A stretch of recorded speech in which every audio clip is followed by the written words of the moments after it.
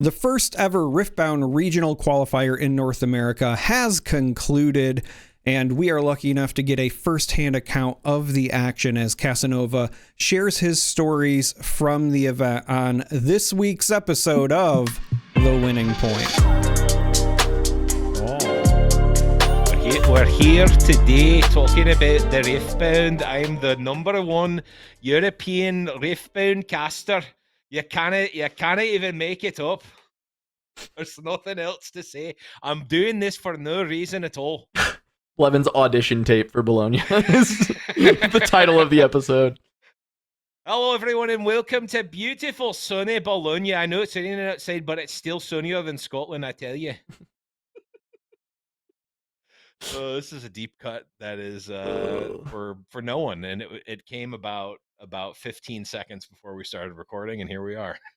Yeah, there Where it are is. we, Blevins? Yeah, where are we at? On The Winning Point, episode number 27. Got there, had to be spoon-fed, hand-fed. It is so late for me right now, but it is early for you in the episode. We are here, brought to you by Turn 'em Sideways. I am Blevins. That's Casanova. That is Charmer. And let's not bury the lead. Casanova back from Houston.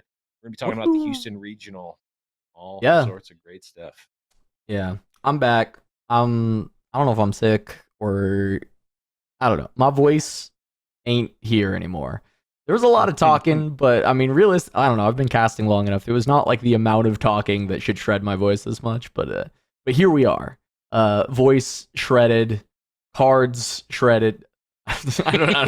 just shredded them all. Just shredded them all. All the extra cards that aren't bought from the merch booth just get shredded. They get shredded. When you lose, they shred your deck. No, the event was sweet. All my friends getting paid basically. Like Alan getting the best of Kaisa. Sean winning the event, which was crazy. A lot of my invasion boys all doing really well. A couple of them in the top 64. Best of prizing won by T. And then just like flesh and blood players on top, I guess. Florin winning the Volley Bear. We had Cody Williams winning the Victor. T winning the Garen, of course, and then like Sean Dollywall winning the whole goddamn event. So it was a hell of a time, though. It was funny. I saw when Tarek said that he was playing in this event or just playing Riftbound in general. I'm like, oh boy, are people in for? Are the competitive players in trouble right now or what? Yeah, and he did. I mean, he did top 64. He was one of many victims of the format. Like I think for the most part, it's fine. I think the rounds of Swiss and then having a single limb top cut. I just personally am not the biggest fan of the single limb top cut from 64. And I'm especially not a fan of the prize structure that goes with it, which was the like going you make day 2, you make that top 64, you lose and you get nothing. I think was not great. But we'll see. I think that can be iterated on in the future, and I hope to see some improvements there. I think like a lot of the problems that people had with the event in general were like already kind of identified by Riot and UVS and the people working on it, and they're like, yeah, this is bad. So they're probably like figuring out how they want to change it for the future already, which was like the nice side of being behind the scenes on this, was just like kind of seeing the reaction as some of the more questionable things were occurring throughout the weekend of like, oh no, that's not good. Okay, how can we fix that? And then I don't know what the solution is going to be or what people are going to decide on, but definitely there was a lot of like, whenever issues were identified, it felt like they were immediately being addressed. I'm really interested to see how Bologna and Vegas turn out. Yeah, I mean, they immediately addressed when I don't want to name any names because, but one of the casters actually just swore on the live broadcast and they immediately had to mute it. You piss me off. I got hot mic'd on broadcast. Yes.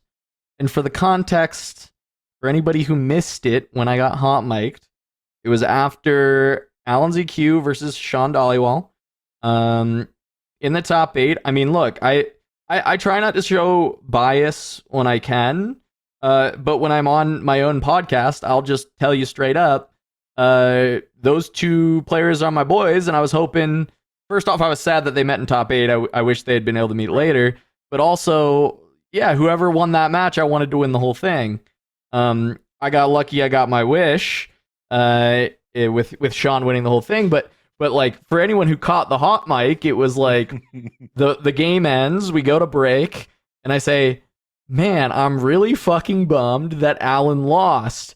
And that's when the mute comes in. But that wasn't the whole thing I said. Yeah. I was talking to Erin. I'm talking to my co-commentator. She and I, but as soon as it ended, because the whole like miss trigger happening on Arena's Greatest with Alan, we're just like shaking our heads as it ends. I say, man, I'm fucking bummed that Alan lost due to that missed trigger, because it was a hell of a match. And that's how it ended. And for me, the whole time I'm telling Erin, I'm like, I really, I'm so happy for Sean. It's like, this was so great, whatever. He's only been playing like a week, but he's really, really good. And, but I just have this moment now where I'm hot mic'd, and, you told me, I mean, what happened on the co-stream is something with Uber. You want to share like your guys' side of that moment as well? Cause I guess that's pretty funny also. Yeah, so we got to experience it happening in real time for us, at least, like that happening to you. So we're all like, I think I'm trying to remember exactly how it happened, but I heard it. I'm like, oh no, Cass is hot mic'd. Uh-oh, I hope they get that. And then they did. And then we were talking about hot mics with Uber, who joined the co-stream, which if you want to watch is on Term Sideways YouTube channel. But Uber was talking about how he's like, he got hot mic'd in a Flesh and Blood event and basically had the same exact experience where like he was hot mic'd and, he swears on the broadcast, and like the producer looks over at him and like, you're still live. And he's like, come on, man. Like, gets completely boomed by the hot mic. And he's like, yeah, but at least you know what? It's like, Uber apparently didn't hear it. It goes, at least Cass didn't swear. And I'm like, oh, but I did. It's all right. The staff was all like me. Oh yeah, go ahead. Well, I was just gonna say, Uber was like me. I was watching it with the commentary off, just so that I could hear Blevins better. I know that sounds like something that I wouldn't want to do, but antithetical. It was what was happening. So I didn't actually hear Cass swear either. So it was very comical to hear Uber tell this story about, well, this one time I dropped the F-bomb, and then that turns out exactly what happened. Yeah. And I mean, everybody on production was obviously cool about it, right? It's not my fault. So like, I'd been messaged. It was so funny. It was so sweet. So there was a couple of people that messaged and were like, wow, I really hope that you don't get any repercussions for anything like that. We've been really loving your casting. And I'm sitting here like, no, obviously not. Like, of course it is fine. Like, it was not my fault. I am allowed to swear, say whatever I want when I'm not live. And when I'm told that I'm not live and we go to a break screen, I'm not responsible for what comes out of my mouth. Now, as long as it's not like something completely crazy, but I just dropped you just get out of jail free card. You can say whatever heinous stuff you want in that 5 seconds after moment, the camera goes on. You're uncancelable in that moment. You can say whatever you want. I'm not gonna get in trouble for dropping that bomb. Everybody makes the joke. You get one anyways on a broadcast like that. You get one. I used our one in that moment, which sucks. We wish we had that one for maybe later on when something else crazy happened, but I had to use it there, and so we used our one. And now we get to, every time we see Alan lose on stream, we're gonna say, "Oh, I'm so really fucking bummed. I'm fucking bummed Alan lost." Yeah. Well, it's like the funny story though with Alan leading up to Houston is so I think this is like fine to share. Like I didn't get booked. A lot of stuff for Houston I think happened really last minute. I think a lot of like I don't know I genuinely don't know all the reasons behind everything. I just know that everybody who worked on it realized that we have to kind of scrap this together. This deadline's coming up faster than I think most people were ready for, or their lead time wasn't enough. Any number of reasons, right? Like, there's no point in even speculating. But the result of this is that I got booked basically Wednesday the week before, not like the Wednesday of the week of the tournament, but the week before the tournament, that Wednesday. So I didn't know I was doing this until then. I was planning to come play. I was planning to be a competitor and show up at the event. But after the fact, I find out that okay, I'm gonna cast, but I have a competitor badge, and I just ask if I'm allowed to give my badge to like a friend. If I know a friend who's coming and doesn't have one, like, I have a badge, can I just give that to a friend? And they allowed me to give my competitor badge to a friend because it just makes sense, right? I'm working, I have one, let me do it. And I was just like talking to Alan. I was like, oh, cool, I'll see you in Houston though, right? And he's like, oh no, I didn't get a ticket. I was like, wait, what? Wait, no, you didn't get a ticket. Alan ZQ, the former Legends of Runeterra world champion, doesn't have a ticket to come play Riftbound that he's been grinding for like 4 months. And I was like, okay, well, I actually just have this one. And my other teammate that I was gonna give it to, fell through. They couldn't book the flights. And Alan was like, I'll book a flight from Poland right now if you if you give me this if you give me the ticket. And I said, okay, yeah, we'll get it done. I gave him my ticket, and I don't know if you can normally give tickets out or not, but like I was able to give him my ticket, and which was really great that they allowed me to do that. And Alan shows up and wins best of Kaisa after last minute booking his flights and finding he's like, is there a couch I can sleep on? And his teammates Airbnb, which is Prismat and Randy, and he finds that top 8. And based on some of the prices we've been seeing on what people are saying these best of prizes are going for, it was a pretty good last minute trip for Alan to be able to come pick that up. That whole team, though, to be clear, Alan, Randy, and Priz all made top 64, which I thought was really cool. Very successful weekend for that team of guys, which has been it was a lot of fun to be able to watch them succeed. So, but yeah, the metal card prices of Lev, the best of. Somebody was floating like 100K was what they think the Kaisa is going for, and there was like some offers for like 50K on some of the other ones, and one sold already for 50K, I think. So really, yeah.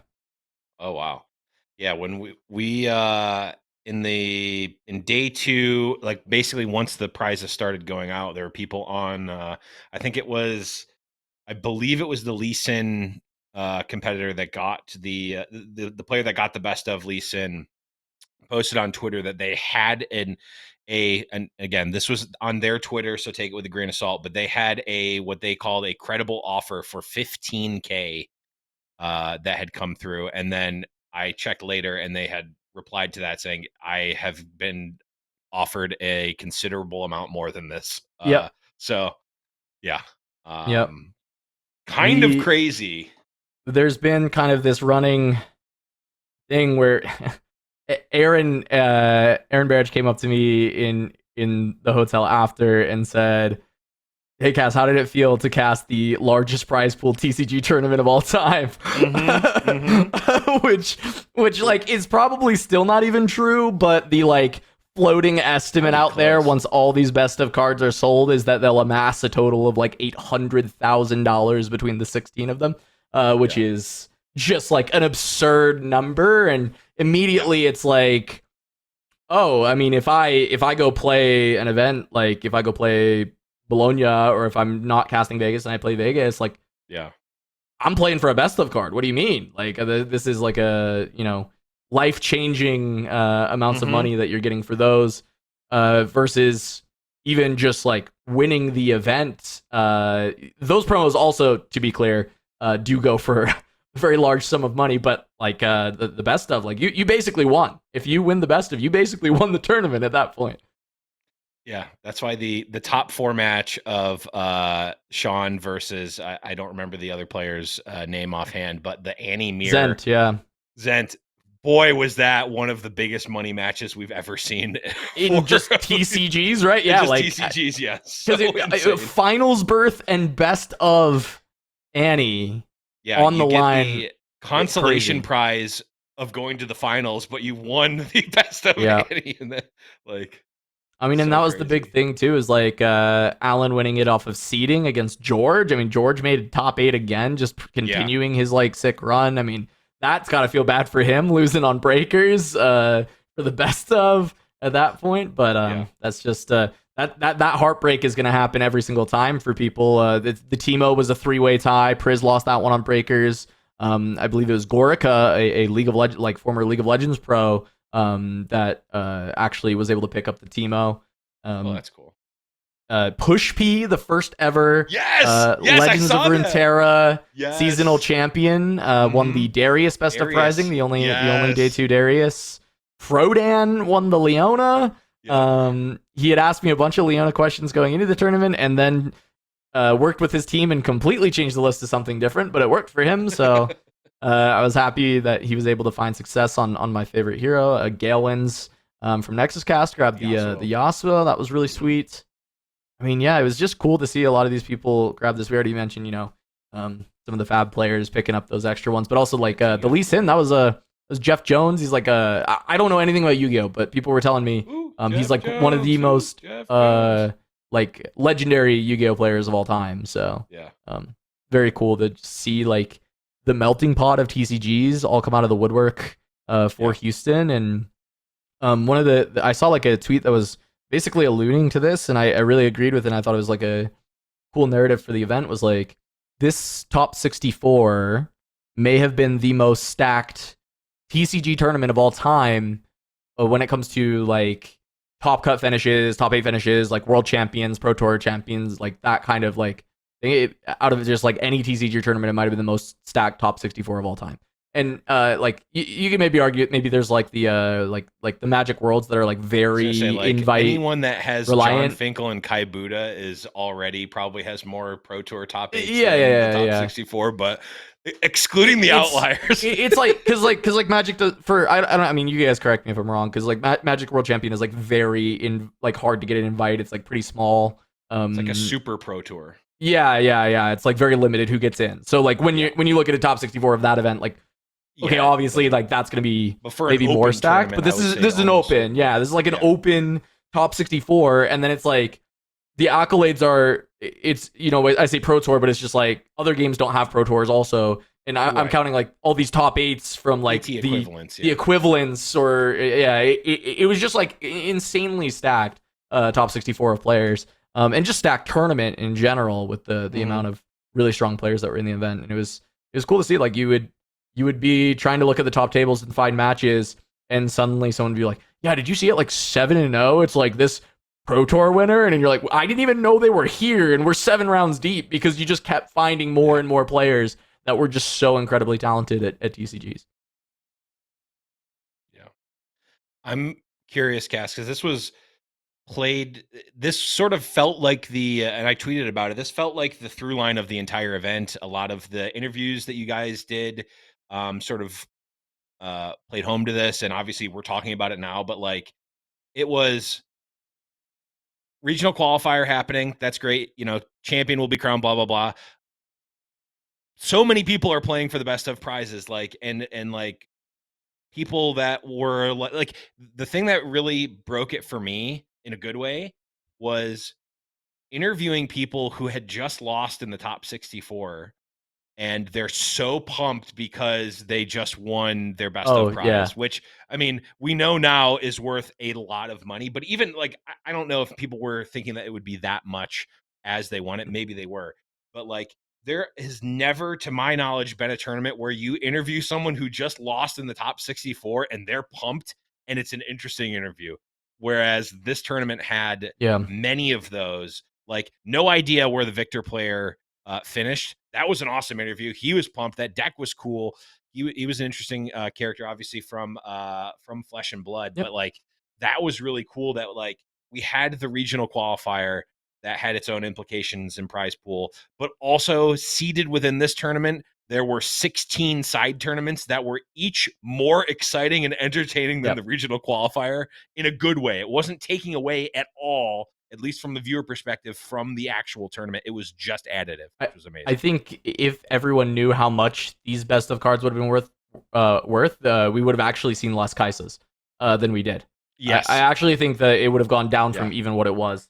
And I think that we're going to see those ripples going forward in the game, and we'll see if the prices maintain. I mean, these ones, based on the previous announcements, are supposed to be one of one. You know, the next one immediately, Spiritforged ones will be 2 of 2 as far as the calendar goes, right? Bologna and Vegas, so that may reduce them significantly. But I mean, we'll have to see, really. I mean, that's just something to watch forever, is the best of being just like such a smart and amazing prize that I agree with. I mean, I think I hope we just have this forever, and honestly, keeping it, you know, 1 of 1, 2 of 2 type of thing, I'm not that against it, but there is like this one downside implication of like, why would you ever play an Origins character at the upcoming like Spiritforged events? Like that, it just seems like you are just punting a ridiculous amount of EV by playing an Origins character at a qualifier event that has best of prizing. So that was the question that I posed to Blevins when we were doing the co-stream. Is I said, what does this look like in a few sets? Like right now we've got the first set, so everybody, doesn't matter what you bring, you're in the running. We go to set 2, you're kind of cutting the field in half. But when we get to like sets 3, sets 4, I'm curious how much the best of prizing will warp the field, and whether or not we will see a situation where, like, let's just say hypothetically, Kaisa's still the best deck at set 4. Yeah. How many people are going to bring that, or how many people are going to bring whatever the set 4 legends are? You know, I think we're going to see situations where folks are legitimately burdened with the decision of, do I play what I think is the best deck? Do I play to win the event, or do I play for the best of prizing? And I think short term, the obvious answer is probably best of prizing for EV, but I'm curious when we get to, you know, when we're talking about world championships and what these qualifiers actually qualify you for, and what that kind of prizing is, how much that then might sway people as well. My take is, Charmer, like I have an immediate take on this that I think is like actually what will happen if these metal cards continue to have the prices that they're at, is even if something from Origins is the best deck at Bologna or Vegas, it'll have incredibly low representation. Like I'm talking like 5% or less, even if it's maybe the best deck. Genuinely believe so.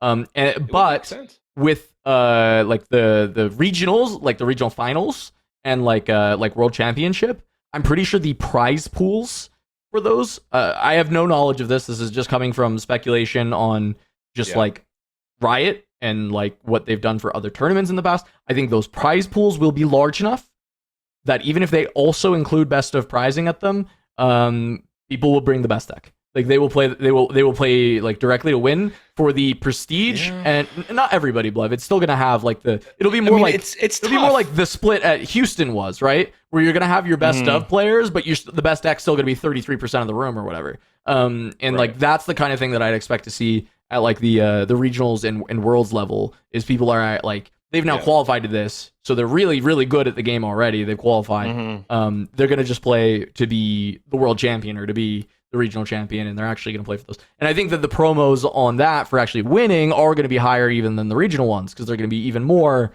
you know, exclusive. Those will also be basically one of ones, right? Just like the best ofs are. So those will, you know, not only would you theoretically win a best of and it, but you also, if you just played an Origins character and you won, you're still getting this like one of one big high EV reward. So there is like a lot of reason to play the best. So much better or something. Yeah. I actually have a lot of thoughts on this that I hadn't actually considered. The first is a direct response. It would be hard for the prize pool to be, if the prices are legit, like if we assume that the 100K or 50K is a real number, which again, I don't know. Until confirmed sales, right? I have not seen a check signed, so I don't know. But if we do, for reference, the Magic the Gathering World Championship was played in the same weekend, and the winner got 100K for the highest level of event. They got, you know, again, theoretically the same amount as Alan may have gotten for the or may get for the Kaisa. So it's like, it is hard for even Riot to put more like it's hard for any card game to realistically do that in its first year, even if you like physically can put forth the money. It is hard to justify that that level of prize pool, I would think, but you never know. The other thing is, I think you can kind of solve the problem. You can kind of solve the problem if you shift the focus of the event. Maybe we need to change the format in terms of like, it's not regional qualifier. It is now other event that is just called, they'll come up with a better name, but it is a best of event. And only the new champion decks are legal, and you are playing, and that's the whole format. And there's not also this other tournament that has competitive OP implications and money attached to it, because it like kind of doesn't make sense to have both, right? Like if we look in hindsight, it doesn't necessarily make sense to have 16 100 50 to 100k tournaments nested inside of the organized play event that that feeds into blah blah blah blah blah. It doesn't, you wouldn't choose to have that, right? Probably, given the information we have now. But you may choose to have regional qualifiers be one thing and want to showcase the highest level meta, and then you also may want to have these super summoner skirmishes where it's best of pricing, and there's one at the beginning of the set and there's one at the end of the set, so you see like the coolest new brews, and then The refined 2 months versions later or Yeah. whatever, you see the refined versions, and you're both tournaments are showing the cool new set that came out, or a love letter to the new set that has been out, and all the refinements that we've seen from there. So there's a lot of things that they could do for sure. Maybe that's one of them, or maybe they won't. And yeah, who knows? It's probably a bit late to do that thing that I just came up with 3 seconds ago when they have all the plans in place so far. But Charmer, any other thoughts on metal cards, prices, tournament structure, etc.? Anything else that Not necessarily. You kind of started me down a train of thought of, potential future release events. As somebody who also comes from Flesh and Blood, I love their kind of world premiere events. I love limited. It's my favorite way to play the game. I know that we kind of got the update that they still haven't really nailed down how they want to approach draft and things like that for this. But if we ever get to the point where draft and sealed are a bit more competitive, I would love for the best of prizing to maybe move to the like world premiere events and have that be something where you're also incentivized to play something unique into a limited field. Or if not, the best of prizing moves to that, I would hope that they would do something specific for those events as well. But that's just the limited player in me wishing. Yeah, I mean, me too. I love limited. Would definitely love to see that. The one thing, and I'll leave it at this. The one thing I don't want them to do is massively increase the number of like copies of the best of prizes. Like I maybe don't necessarily think that 100k per card is a healthy amount for the implications of the tournament, but maybe it is. But I don't want them to be like, okay, and now you can buy the best of prizes or the the metal cards on the Riot store, and there's a million of them. They're not special anymore. Yeah, well, I don't want. It was already crazy that like I was like wondering if the metal cards on the prize wall was going to cause like an issue, but the prize wall ones do look like significantly different enough from the best ofs, and then those prices were its own thing. That was really like funny experience to witness of the 10 tickets for a metal card on the prize wall, and they're going for like how easy was it to get 10 tickets? Very because easy. I have no like concept of so that. The thing that was real rough that people were doing was going and doing an on-demand free-for-all with their friends, and then splitting and grabbing the tickets and going. And then people started making them play it out, and then apparently those same players were playing free-for-all and then all selecting Arena's greatest, and then playing it out, but doing it very quickly to get tickets. So getting tickets was very easy to do at the event, apparently. And eventually they changed the prize wall ones to first. It became one per person per day, and then after that, it was like a lottery to get in to even be able to have the right to buy one. Those will probably never be 10 tickets again. Though I do believe they'll do them again, and they'll probably just keep doing every legend, not just the current ones, for those, and just keep it as like a prize wall staple of like, if you want this like rarity that is between overnumbered and base rarity, but it's kind of cool. Then you have to go to an event to get it, and like play for the prize wall. It's a cool thing, and I think they'll print a ton more of them too. I think they're gonna make this like a much more common thing for people to be able to get. So I don't know that. I think the prices right now are pretty funny, and considering there's only 35 of each legend available, the prices make sense. But I would not be surprised if these get like reprinted to Oblivion. And I mean, we'll see if that's the case. I mean, really, you see a lot in Bologna and in Vegas for a lot of these like speculatory, like what adjustments they make for the tournament. Because you know what, I have one other thing, Blevin. Sorry, I just was reliving single one. Yeah, just Blevin.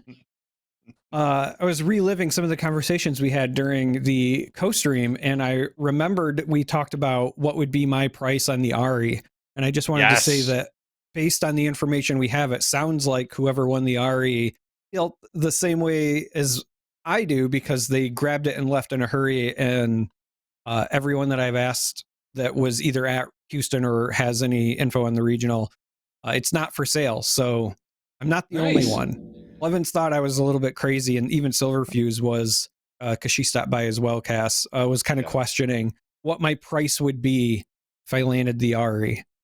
And I was like, I don't know that I would sell it. What I conceded was, if it ever hit six figures, I don't know if I could turn it down in good conscience, knowing what that would do for my family. But anything less than that, like, I don't know, the sentimental value's too high on something like that. And you brought up a really great quote from a philosopher that we both know, Andy, which is money fake. So yeah, money's fake. All three of us know Andy. I don't know why I said specifically us two, because we were there talking about how money fake. Yeah, I got to see Andy at the event. It's always nice to see Andy. He's always vending. Yeah, everywhere you go. I saw Andy in Vegas for like 15 seconds, and at first I was like, because he was wearing a mask, and I'm like, I recognize Andy. I've only met Andy once in person, maybe twice in person, and it has been many years since I've seen them. And he didn't have a mask last time I saw him, and he came up to me and he made a comment that only he would make, and I immediately knew who it was. There you go. But a comment that I will not be repeating on the podcast and will never be known. I will say the other, like, the big takeaway for me for Houston, because there's all the like money side on promos and all that, which is cool, and it's how I like card games. I like my playable cards cheap, and I like my promos expensive. Like it's good for players who want to compete, and it's good for players who want to compete and don't have that much money for a luxury hobby to be able to find a way that they can support their own hobby. And I think that's really cool when that exists. But when it comes to just like the event vibes, I mean, we've got this footage next to me. Like, it was gorgeous. It was amazing. Like, Riot doesn't disappoint when it comes to creating events that feel kind of magical and they feel great to step into, and you're like excited to go play and see everybody that you've been talking about this game with for months, and now you get to come together and play great games. And I really just think that it was special, despite its flaws with like round timers being atrocious, and some of the prize wall snafus and all that. At end of the day, it was an event that I think most people probably walked away very happy that they went, and happy that they got to play. And as someone who got to play exactly 0 games of Riftbound on the weekend, yes, I got to play 0 games of Riftbound. I still had an amazing time watching everyone have so much fun, and I had so much fun talking about it and telling the stories of this event, like through the interviews and through the broadcast. And I mean, I just want to keep doing these. I just want to keep going. I want more of them, because right now that schedule is like, it's kind of light when it compares to like coming from like Flesh and Blood or anything like that. Right? There's like Bologna and Vegas not till February, and they're like literally back to back. And they're like back to back, and then there's like nothing in March except for like on the schedule it says PAX, but I don't know if that's just like fun influencer content, like learn to play, or if it's like an event. It doesn't really clarify. It just says PAX, and then it says that there'll be another one in April. So they're a little bit spread out. It's kind of like every 2 months ish. I want more, but I will take it for now, because this was incredible, and give a little bit more time for them to stew on the learnings and improve it. And then once it's really dialed, more. Give me more. Yeah. Definitely want more.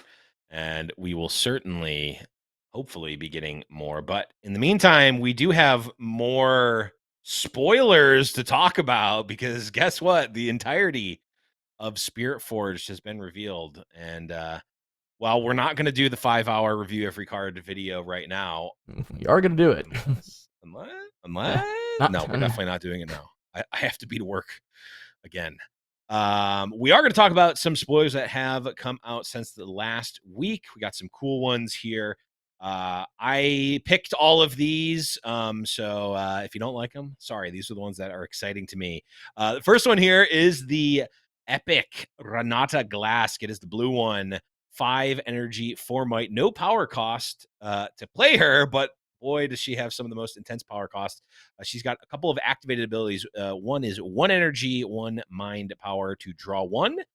The other is 4 energy and 4 mind power and exhaust her to score 1 point. Yep. And also can only use my abilities while I'm at a battlefield. Casanova, we get another card that can break the point curve and win outside of the normal ways of winning. Yeah, I mean, this is like it's one of those things where you have to look at these every time and just think, okay, well, it's worth a shot, and how can we break it? Because like you think about, Green Ari and the hold, the way to break it was time warp, and the way to like make it really good was you focus your game plan around setting up a board state where you can try and score with her to win the game. And I think Renata Glasc Mastermind is going to have like a similar concept where it's like, okay, she has to get on board, and then she has to be there for a turn before you can actually use this ability.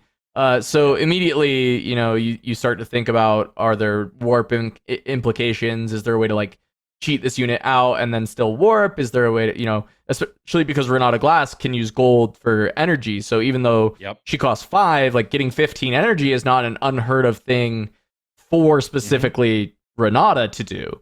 So it's like, is that way too slow, or can you control the game and like make that happen where you get to like play her and warp and then score again after the hold, to like, score basically like 3 points ish on that turn, right? You conquer, hold, and then score. Or is this just like, to make this work, you have to play Heimerdinger, which is a combo. I saw a tweet from Willow that just like brought this up that I thought was really, I was like, oh, that's really smart. I didn't actually think about it in this way. But Renata Glasc has the text, use my abilities only while I'm at a battlefield. However, Heimerdinger just says, use the exhaust abilities of any unit, legend, gear on the board. He does not have the clause that you can only use those abilities while at a battlefield. And this is an exhaust ability that says score 1 point. It's so the use it on a battlefield is not tied to the ability of score 1 point. It's just tied to the card Mastermind.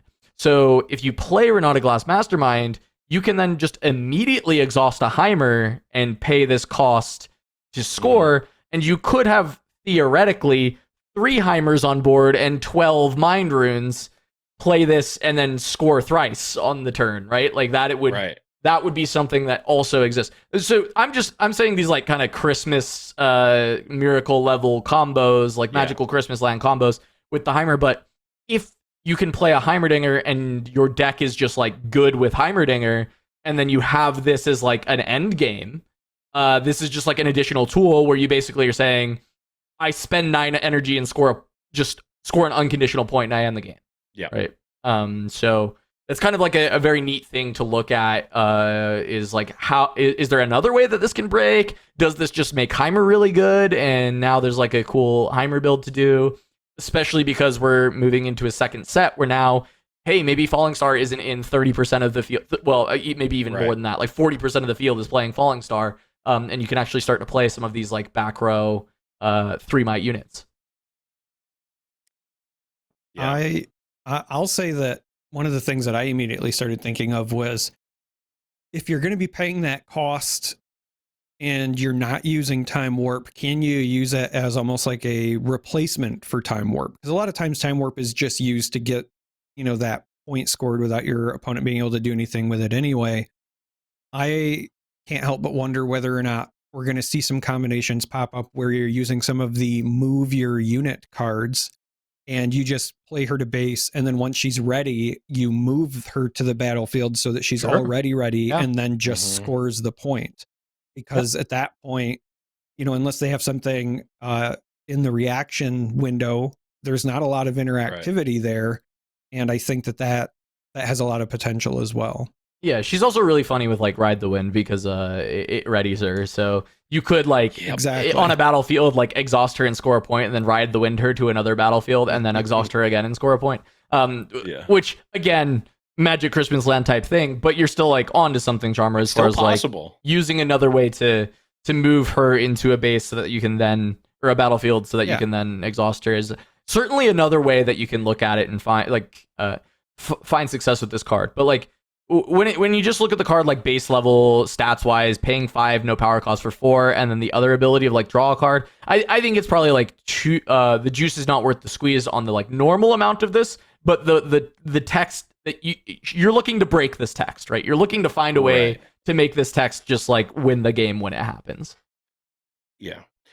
I do think that you are definitely trying to break it for the most part. Like, you don't want to play fair with this card probably, but if you are playing fair, or you're in the games where you're still trying to break it, but you end up having to play it fair, you get to crack your treasures to draw a card. Yeah. Like when her ability is upgraded, it will read, adds a power and an energy, which you can then just siphon to draw a card. So all of your treasures all of a sudden are just sacked, draw one. That is an unparalleled amount of draw than we've seen in this game. It is a really crazy amount of draw. The other thing, like, I think maybe that we didn't mention that I think people should think about and be aware of is the 1 energy, 1 power, draw 1 is not an exhaust ability. So and it's not once per turn. So you can just like draw 25 if you've got the resources to do it, and she's out of battlefield. So you are right. It is like it is an unparalleled amount of draw that could also just find you those end games. So while it is like mostly how can we break this, score 1 point, there is also maybe you can just draw to any out you need if you've got the gold banked up at that point of the game, if you can get her to a battlefield. Also, Renata colors can naturally run baited hook. Just putting that out there. So yeah, I'm there's something I don't have any other way to describe this Renata card than it tickles my brain in a way that I want to play it, and I don't really, something about sacking all my resources. The like Yawgmoth's bargain player in me wants to do this, to sack all of my resources to draw all the cards. So yeah, I'm really excited about that Renata Glasc. Don't know if she's going to be good, but she's at least going to be janky and maybe fun, and that's what I'm here for, at least at this point. Up next, this card I actually am legitimately excited about. I don't know where it fits specifically, but its effect is really cool. It is called Card Sharp. Has a really sweet hat as well. 3 energy, 3 might for a unit that says, when you play me, you and each opponent may play a gold gear token exhausted. For each opponent who did, you play a gold gear token exhausted. So at minimum, you're getting a gear, and your opponent can also get a gear, but then you'll get 2 gears. And then in multiplayer, it gets You get a ton, right? Like it's bananas. Yeah, it's a new staple of any blue deck in multiplayer, basically. yeah. Ari now gets to play party favors and this, and the group hug deck lives on. It's coming together, but also you make a good point where this is actually just very possibly just like standard constructed playable, especially in Renata, who amassing a pile of gold can do a lot for as you approach the end game. Especially like the theory of like an aggressive Renata deck that really tries to get on board and score a lot early. This kind of card is amazing because you may be low econ, but you're just trying to score a lot, and then you reach 5, and now you actually just have extra resources, even though you may have been burning through resources early. So definitely a cool card. And if you draw it later on in the game, it's almost like free to play, right? Your opponent would have to take the gold, obviously, for you to get the second one, but you reduce the cost by an energy, and you also get a power out of it, basically, when you play it. So. Yeah. And if they're not playing Renata, their gold is worse than your gold inherently. Yep. Maybe. Probably. Maybe. Maybe. That's true. At the very least, it will be different. I was very excited for this card, and we had talked about it before we started filming.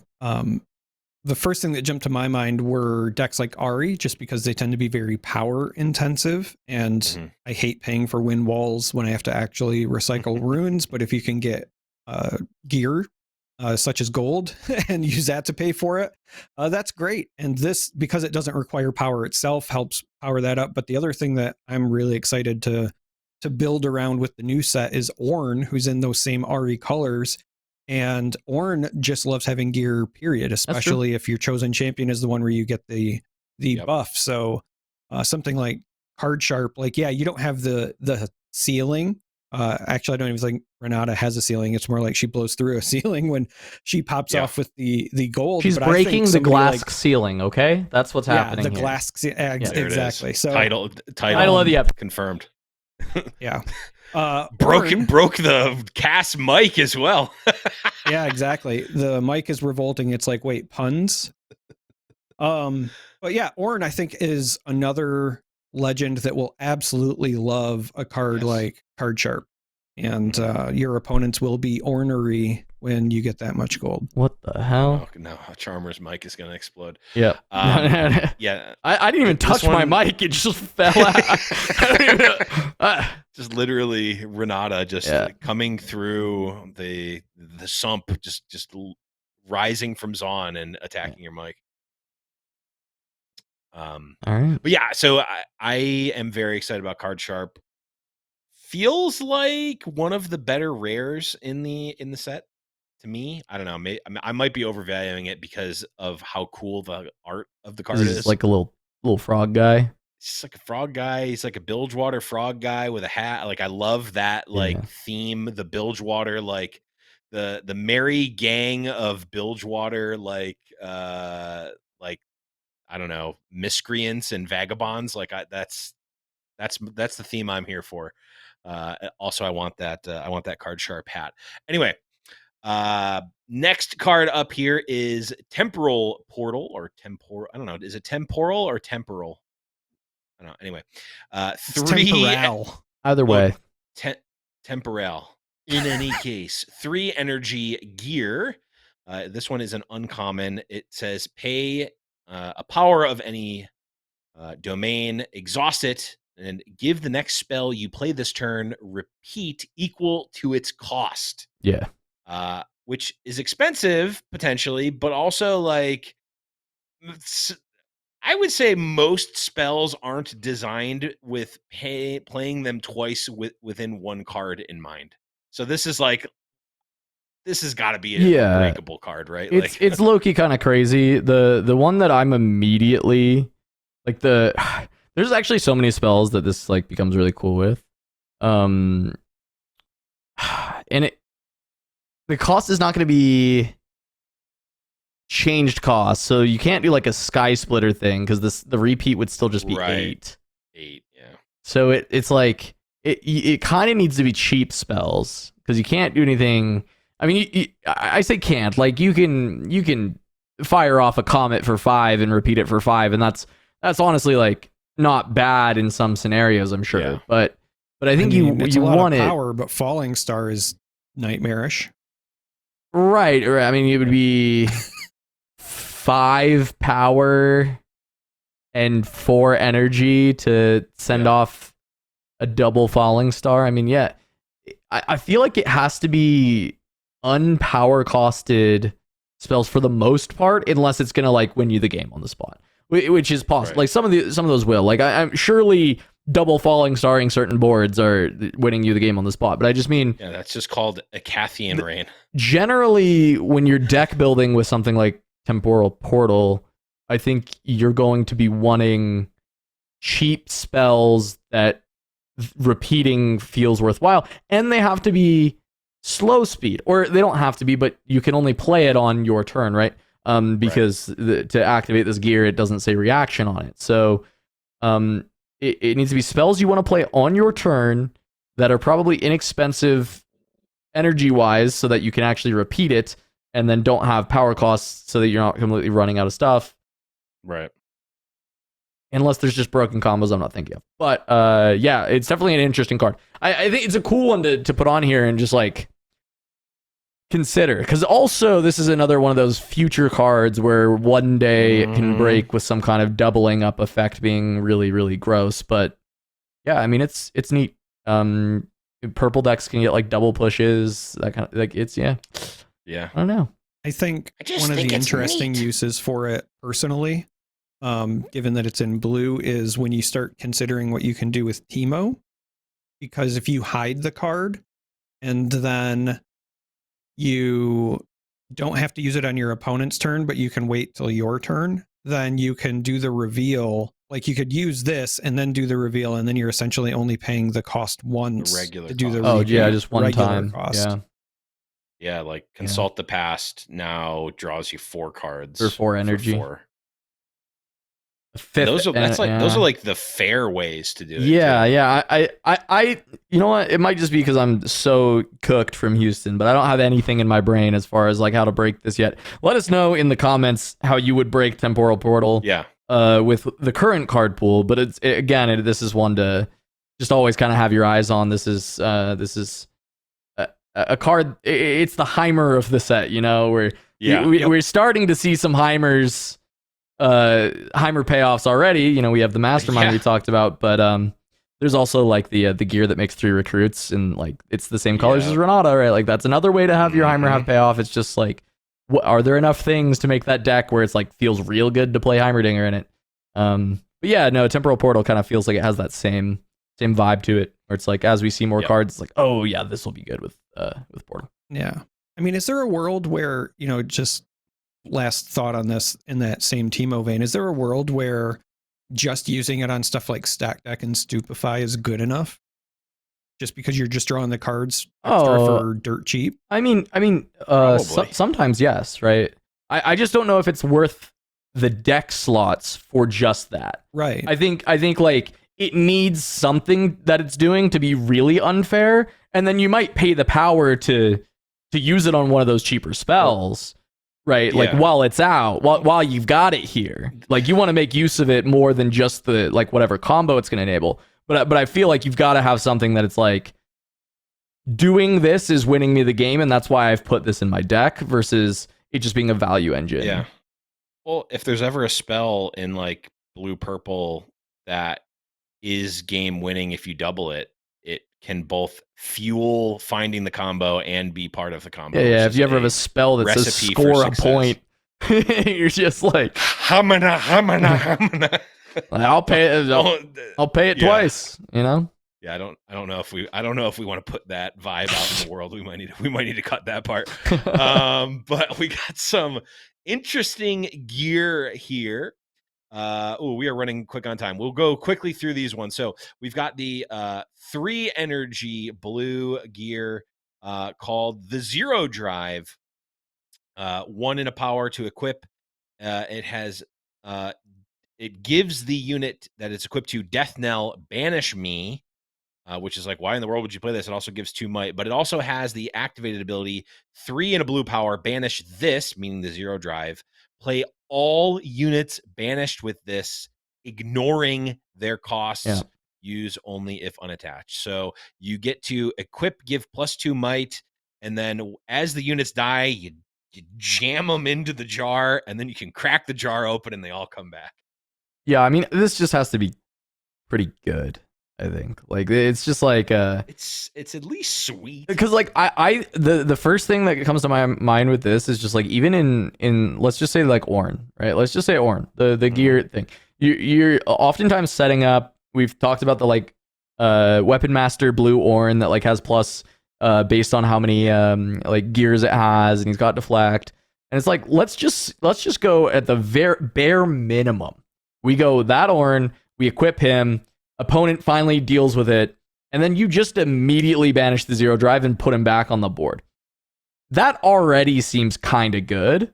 And so like, and that's just like getting one guy back. Yeah. This has and like Ornn more mitigates the power cost. Yeah, there's just like more implications of this doing like a lot of other things that are not just bring back one guy, but I already see it being like abilities. I see it being good enough when it's even just one guy. So I think, you know, it's a slow tempo play, but holy, is it going to do some real good stuff when you actually start utilizing it. Yeah, for me the big text is play all units banished. Yeah, So your one played effects trigger. And so thinking of just one unit, I was like, if you get one watcher back, that's also good enough. That's also good, right? Now imagine you get a watcher and the Ornn back after, you know, the Ornn dies, you then just put it on a watcher, the watcher dies, and then you're like, all right, well, now they're both back. Then you can pay the accelerate on the watcher again. Yeah. That's pretty good. Super Zonya's in a color that benefits from gear and makes playing gear easier. I like it. Because it's like, you know, and I want to say it's like slow, and it is, but it doesn't necessarily need to be fast. Is it like that? Yeah, it is. It's slow. Like, I'm not gonna say like it's not that slow. It is slow, but it's like, I think that the payoff is well worth it, and I think there's plenty of matchups where you're not like losing the game by taking a turn to just like play your 0 drive early in the game. Like, I think you'll be okay in a lot of matchups. Also, I know everyone's like obsessed with the other Jace combos, but the reality is, if you're playing blue and you're running, say, like the new Poro that can make gold, you're running Card Sharp, etc., you could play the new Jace with your game plan being, I'm just going to blow up a gold and play this. Yep. And I think that's fine. Yeah. Yeah, you don't have to use the full 7. You know, you just right. Because and the thing is like, you use the Jace example, right? You could play that 7 and also this, you know, and it's like for in a yellow deck, right? And you've got the 0 drive plus the ability to access to both. Yeah, so you can just kind of go through in that way. So, all right, let's move on. Another gear, a little bit less exciting than the last, but still, I think it's cool that we've got a hidden gear. It's Edge of Night. You have the ability to hide it when you play this face down. Or play it from face down. You can attach it to a unit you control here. So it just kind of becomes a +2 trick from hidden that gets to stick around after the fact, right? Because it's a gear. I think this is really good to add to Purple's hidden arsenal. Definitely a card that Teemo will look at as maybe an option to add as a potential hidden card. Because there's some good value from it when you're just paying 1 energy to get this effect face down. I think is quite strong. Yeah, I mean, every one of the hidden cards that they make that is playable makes all of them better. Yeah, it does.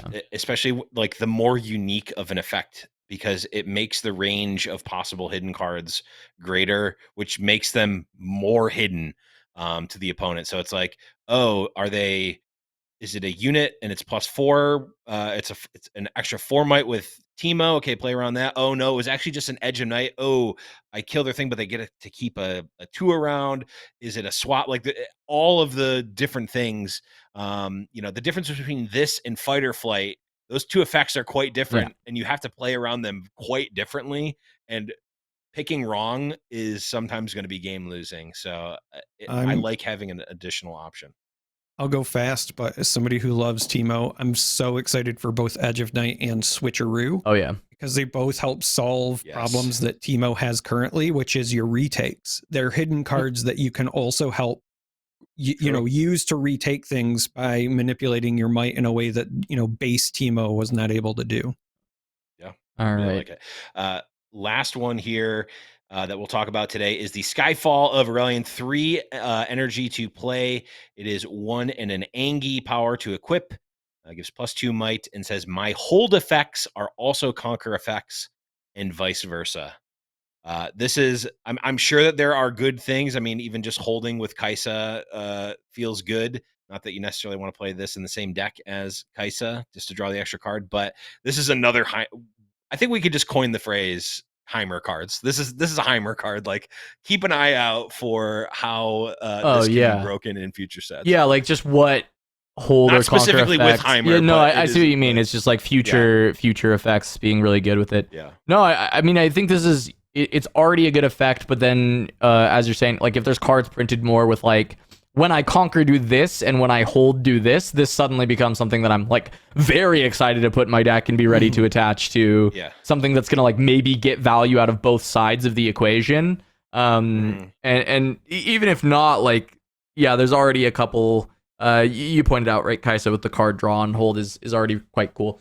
Makes me think like this is like if there's some teaser here on like what Pantheon is gonna do in the future. If Pantheon is in one of the upcoming sets. I mean, he's not on any of the box art, so there's not like an expectation that we're getting Pantheon anytime soon, but 12 legends each one, the boxes only show like 4 of them, so there could be a Pantheon coming up, and this being like a card that's like related to him because it's like it's a Skyfall, it's a spear.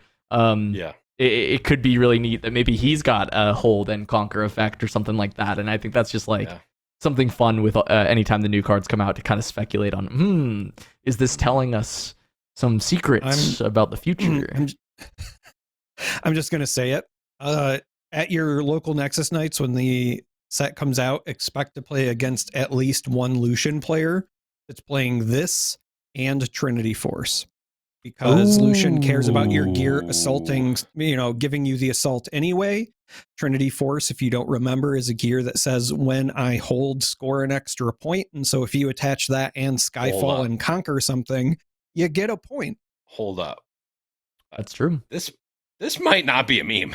Well, whether it is or not, look, somebody Blevins will be doing it. So I'm letting you know what to expect night 1 at your Nexus nights in a post Spiritforged world. I already don't think like this card to me looks like a meme. It looks like a very powerful effect. So maybe the Trinity thing, maybe that's too slow or something, but I don't know. Like maybe it's a lot of point gen that can kind of come through pretty easily. So it's low velocity, but acceleration is high. I don't know.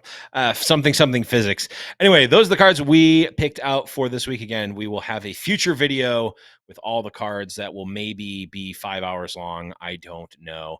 But we have got I did it. We finally got back to a everyone else's favorite segment. People ask us about this every single week. It is Dave on Discord. I dredged through and found a quote from Dave here. Dave on Discord. Let's see. It says from Dave Tron. It says, I just don't think Yi or Annie effects are that good. I mean, I don't know, man. Maybe I'm wrong. Yeah, sorry, Dave. Sent on 7/9/2025. Okay, we had to do it. This is the memeing it is a meme because people are bringing this up unironically, and Dave has commented on this probably more than most other things besides like when am I going to get cards in my local game store. People always ask him. So I think we will declare this now. The horse is dead. It has been beaten multiple times, and I think we get the proverbial last strike on the dead horse. The last strike. Yeah. Look, he got it wrong. We get the last hit on the dead horse. He got it wrong. And that tweet or that Discord post is very funny, coming off the back of a Annie Yee finals at Houston. Annie Yee top 4. Yeah. And Dave has to just eat crow for it for a while.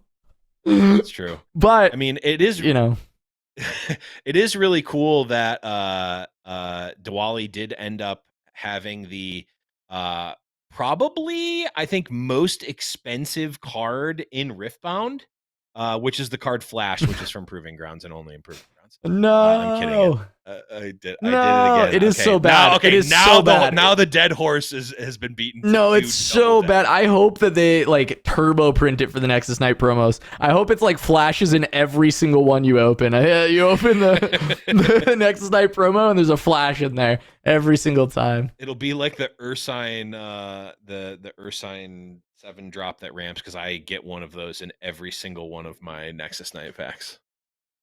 Every single one. Love it.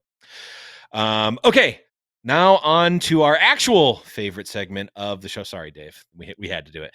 This is our mailbag. Let's take a look here. We've got from Garrett Winans says, do you think there will be Spiritforged online events before the release like we had for Origins, or do you think the focus will stay on set 1 until actual release? And then do we know what the pre-release events will look like for set 2? I know there's some information, blah, blah, blah. Et cetera, et cetera. So the second one I'll answer because it's a quick one. We do know what the pre-Rift events will be like. You can go on the Riot website. They actually have posted information about that.